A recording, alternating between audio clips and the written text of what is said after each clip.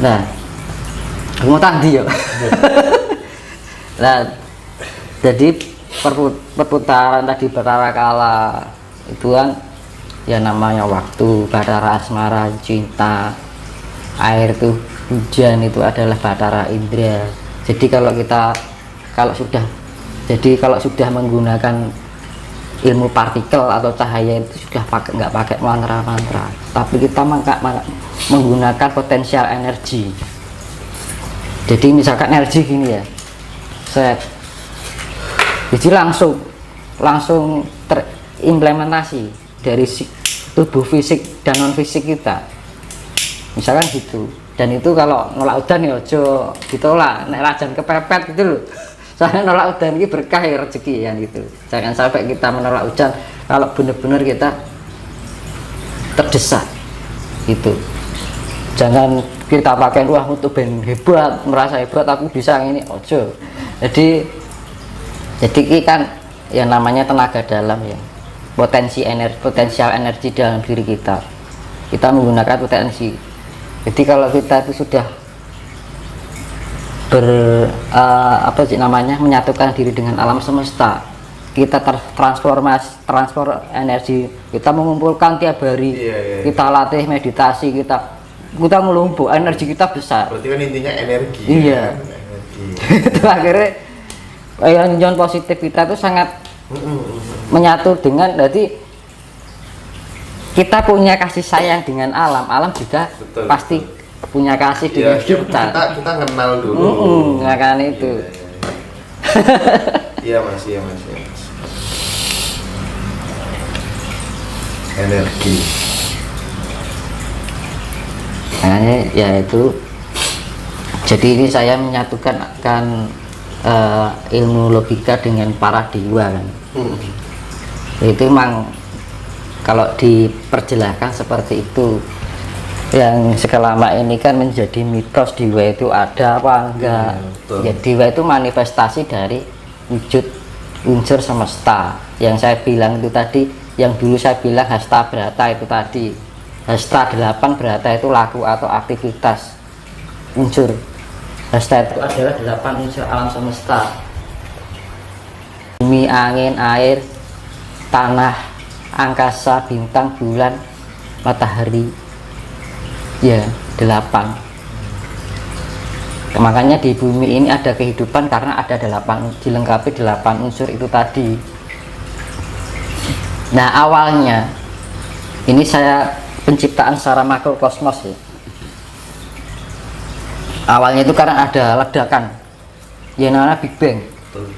Teori Big Bang. Itu kan cahaya, juet gitu. Dia menghasilkan materi-materi, ion gitu kan. Ion yang bertebaran, akhirnya ion itu membentuk, dan ion terbentuknya ion dan sel.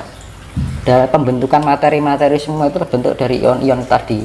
Nah, sel itu ada 2, sel abiotik dan biotik. Sel biotik itu pembentukan materi yang sifatnya air. Sel abiotik itu kayak daging gitu loh, kayak biotik. Sel abiotik ya sifatnya batu kan gitu loh. Itu ya ada selnya, ada ionnya, juga ada kuaknya. Semua unsur alam semesta itu ada, maka diarani Gusti Allah ini di yo niku kuwi Mas. Jenenge demek watu ki watu ya nek Gusti Allah. Iya. Iki demek meja iki nek Gusti Allah. Kan gitu. Gampangane kan ngono lho. Maka dikatakan Tuhan itu ada di mana-mana, ya benar. Kita berenang-renang di dalamnya. Jadi nanti saya jelaskan masalah partikel ya. Itu tadi saya penciptaan ya tadi ya. Awalnya itu kan seperti tanah, dan tanah itu ada diwujudkan adalah Ismaya ya kan, Manik Maya atau Siwa, dan Antaga atau Togok ya. Tadi kan saya sudah jelaskan masalah 8 unsur tadi. Nah, dewanya tanah itu ada 2, Togok dan Semar. Semar ini dewane tanah. Nah, tanah ini 2 anak karena perpecahan, 2 anak rembulan, 2 anak matahari.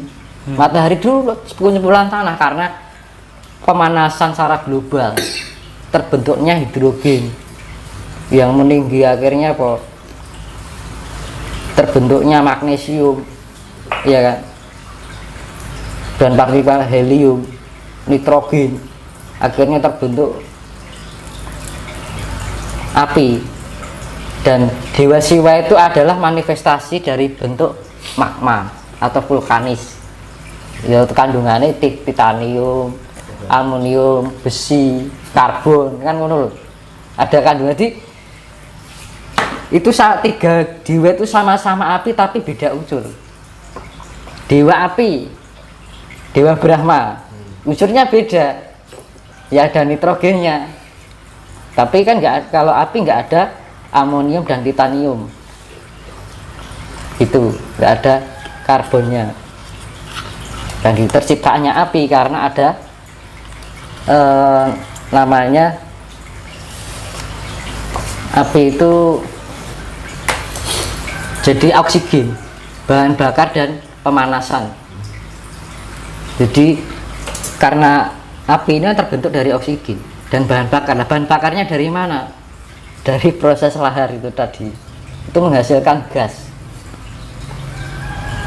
Karena dari titanium tadi, aluminium, karbon, helium, nitrogen, akhirnya terbentuk gas, membentuk api. Beda lagi, ya gitu. Jadi dewa Siwa itu dewa magma. Kan ada bingung kok podo-podo gini nih, kok beda kan. Terus api itu dewa Brahma, matahari dewa Surya. Nah, gitu. Kalau matahari ya hidrogen, nitrogen kan gitu, helium, karbon, besi, neon kan gitu. Nah, kalau magma ada tambahan aluminium, titanium kan gitu.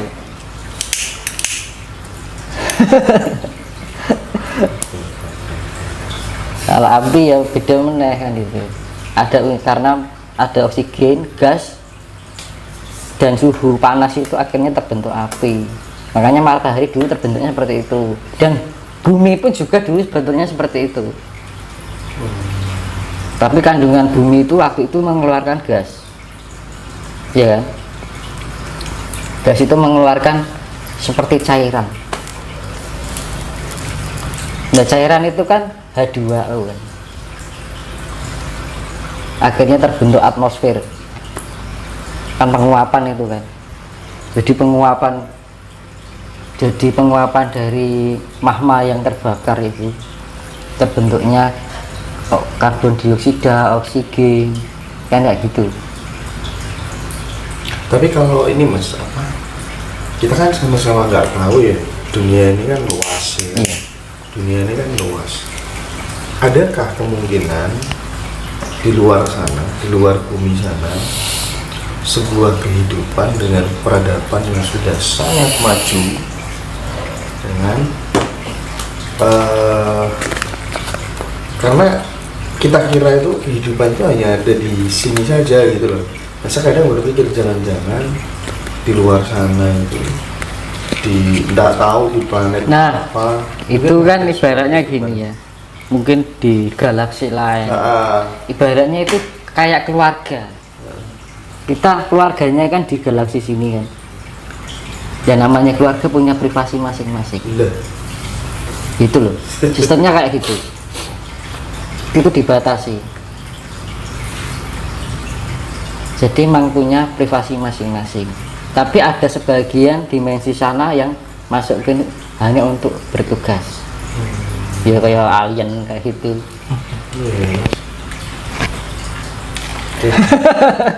Nah itu tadi saya kembali ke atmosfer tadi ya.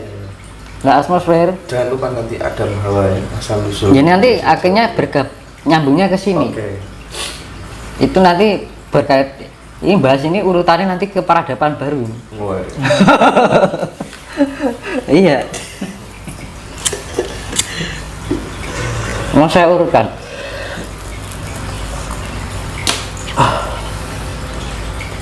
Jadi kan kandungan atmosfer itu ada uap air juga, akhirnya membentuk awan. Awan itu yang dibilang manifestasi dari awan itu adalah Dewa Batara Sambu itu tadi. Akhirnya turun hujan, Batara Indra hujan, turun hujan air tawar. Nah, air tawar itu membasahi lahar-lahar yang ada di bumi. Akhirnya timbulnya pendinginan sampai berjuta-juta tahun. Dulu itu bumi hanya diam, nggak berputar, nggak ada perputaran, hanya diam. Jadi saya itu flashback dulu masa lalu kehidupan masa lalu. Jadi menerobos ruang dan waktu. Oh, dhisik ki ngene kok nonton film, Mas. Iya, kalau sudah bisa nerobos kayak nonton film. Itu fungsinya spiritual kayak gitu. Jadi semakin lembut kita bisa nanti terbebas, tidak terikat ruang dan waktu. Nah, akhirnya menerobos ke berjuta-juta abad, berjuta tahun kan gitu. Lah akhirnya turun hujan, ya. Turun hujan itu yang kondisinya panas itu akhirnya mendingin keras. Magma itu kayak lava dingin keras itu. Terus berjuta tahun terbentuknya hujan itu, terkucurnya hujan itu. Akhirnya ada istilahnya pelapukan tanah itu loh. Tanah itu melapuk, jadi kayak lunak loh. Melapuk jadi kayak sing keras itu jadi pecah-pecah gitu loh. Akhirnya pelunakan, jadi lunak toh. Lah setelah lunak itu karena tertumpuk air, tumbuhlah kehidupan seperti lumut kayak gitu. Nah, lumut ini akhirnya terjadi humus dan itu karena pengaruh atmosfer itu. Bumi dulu itu perputarannya sangat pelan sekali. Jadi ketika turun hujan akhirnya kondisi itu membaik gitu kan. Dan kadar oksigennya dulu nggak seperti sekarang. Kadar oksigennya lebih sedikit gitu loh, lebih kebanyak O3, ozon. Ini makanya diberatkan setahunnya sekarang bisa 1000 tahunnya sekarang. Ibaratnya satu harinya dulu itu bisa bertahun-tahunnya sekarang. Karena perjalanan bumi untuk mengitari matahari itu pelan banget.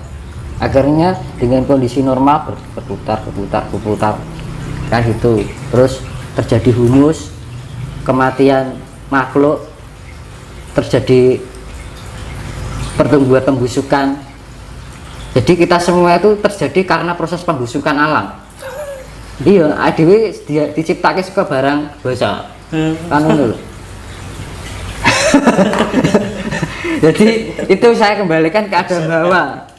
Lah Adam Hawa itu bukan itu. Iki Gusti Allah bentuk tanah seperti manusia disebul jadi apa jenenge? Menungso, jadi manusia. Nggak masuk akal gitu. Tuhan itu bukan pesulap kan gitu. Semua itu berdasarkan proses ilmiah alam. Jadi ditumpuk jadi Adam. Ya mungkin.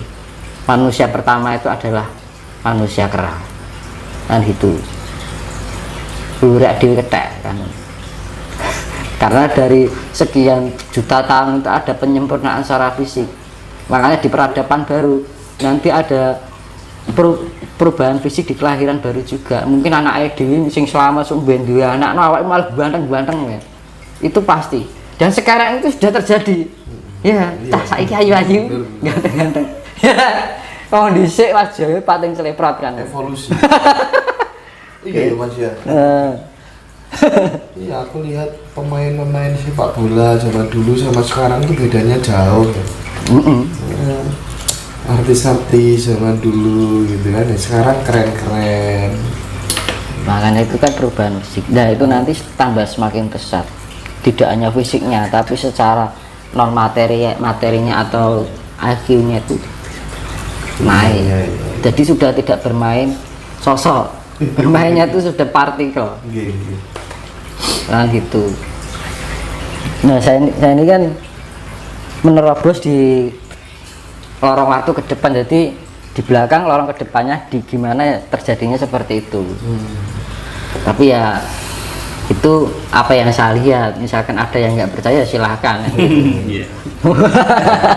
Ya toh, saya memberi besok ini karena dari proses perjalanan itu tadi